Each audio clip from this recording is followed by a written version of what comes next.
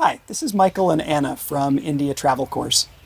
India is best traveled by seasons. Our goal in this short video is to explain to you what you need to know so that you can visit the right place at the right time of year. We'll first give you an overview of the whole subcontinent, and then you can follow the links on our blog to some specific websites that can give you specific recommendations for where to go for each season. Yeah, India is a huge country with some of the biggest mountains in the world on one side and lots of coastline on the other side. There's a lot of different climates, there's a lot of topography, and there's a lot of different seasons. So we're going to show you how that can impact your travel. Let's start by taking a look at a map of the Indian subcontinent and getting an idea of how the weather works in India. In general, the places in the north of the country have lower temperatures as compared to those in the center and south. You can see on this average temperature map the hot area on the east coast of South India. You can also clearly see hotspots near Bhubaneswar and surrounding Gandhinagar in Gujarat. The coldest areas include the mountains of the north. Now let's switch to a climate zones map. As you start heading south from the cooler northern areas, you get to a belt of humid, subtropical climate, which then merges with the deserts of Rajasthan in the west. The subtropical belt is hot and humid and receives a lot of rain during the monsoon season. As we go further down, the V-shaped coastline starts to impact the climate on both the east and the west, while the center remains hot and dry. The coastal regions are tropical and humid, with states like Kerala receiving rainfall all year round, although much less in the winter.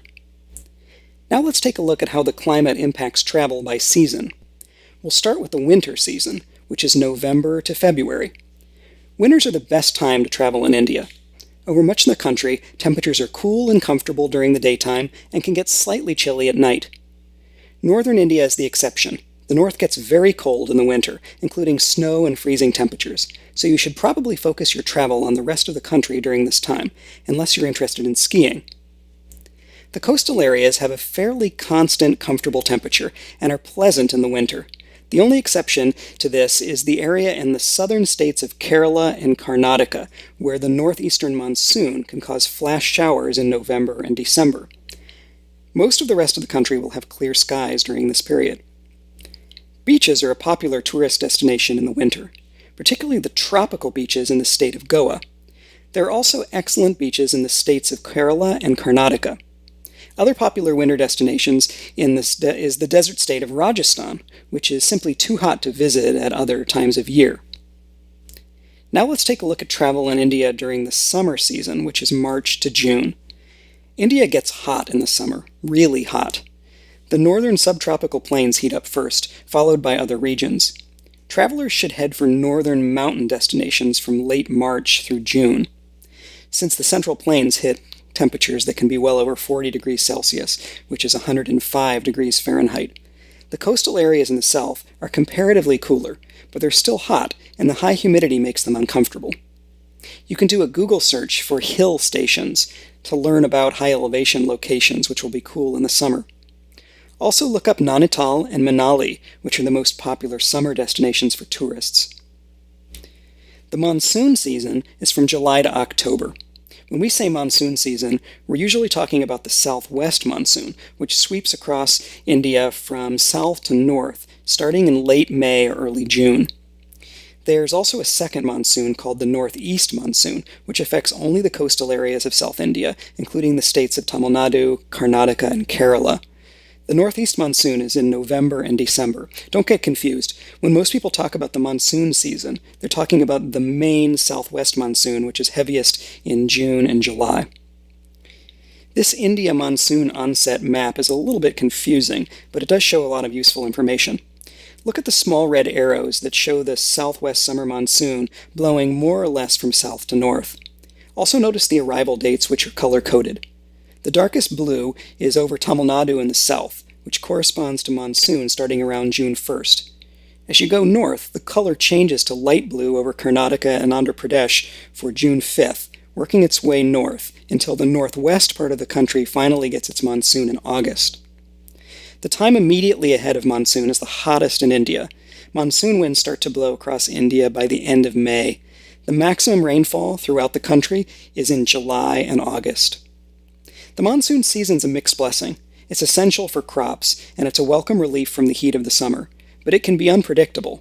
Rain often starts without warning, and it can last for days at a time. The monsoon rains cause floods, sometimes making it impossible to travel. Illness from contaminated water is more common during monsoon season, so you have to take extra precautions to avoid unpurified water during this time. So where can you travel during monsoon? The climate in the far north is cool and dry while the rest of the country is being soaked by rains. The town of Leh in the isolated Ladakh region is a popular destination at this time of year. Monsoon can be wet, but it's cooler and has its own charms.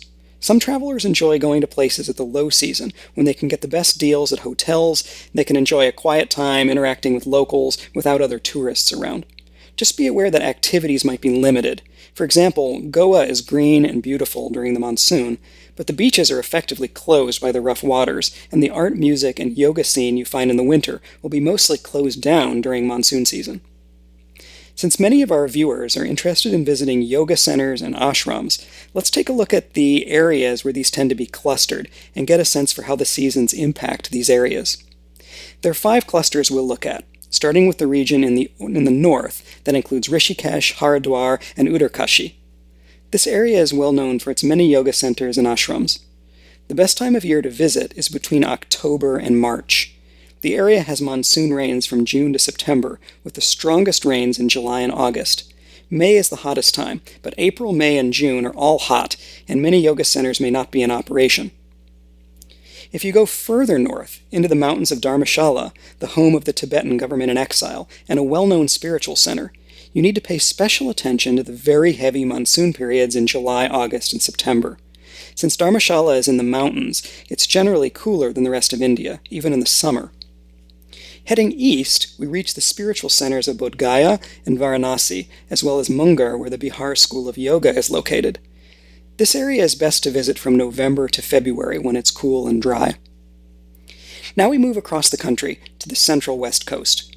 We're grouping together the cities of Mumbai and Pune and the small state of Goa. This area is best to visit in the winter from December to February when it's still quite warm. Avoid visiting during the monsoon period, which is from June until September. Finally, we head to the South India area into the region containing the cities of Bangalore, Chennai, Coimbatore, Madurai, Mysore, and Trivandrum. Even though these cities are relatively close together, the inland cities have a weather pattern that can be dramatically different from the coastal ones. The weather in inland Bangalore is nice pretty much year-round, with mild rains in September and peak heat in April.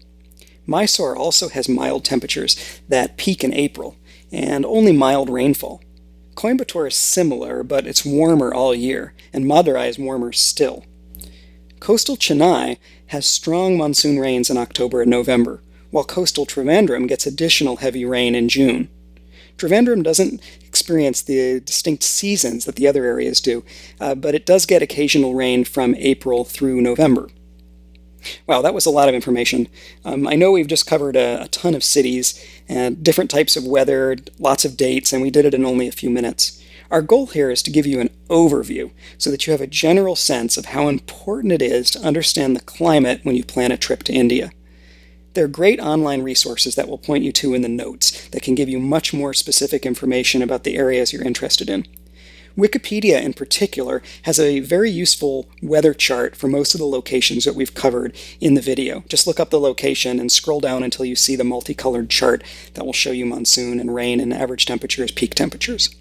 You can also download the transcript of this video, which will make it easier to catch some of the details that we went over a little bit too quickly. A few final tips and suggestions. If you have flexibility about the times you want to visit India, try to focus on the winter period from November to February, where you're likely to have the best experience all across the subcontinent. If you're a student or a teacher and you want to travel to India during your summer break from mid-June until August, you need to pay special attention to the weather in the areas that you plan to visit, since this is the heart of the monsoon season in many places. You can still enjoy India during monsoon, but be sure that you're aware of the rains and that the things you want to do are actually open during that time. My name is Michael, and I'm from India Travel Course. If you're watching this anywhere else besides the IndiaTravelCourse.com website, please head over to the website. That's where all our extra goodies and good stuff are. If you scroll down, you should be able to leave a comment for us. Leave us a comment on social media. That'd be great. Give us a thumbs up or a thumbs down. The main thing is just to give us some kind of reaction. That would be great. We'd love to hear from you. And have a terrific week. Thank you. Bye.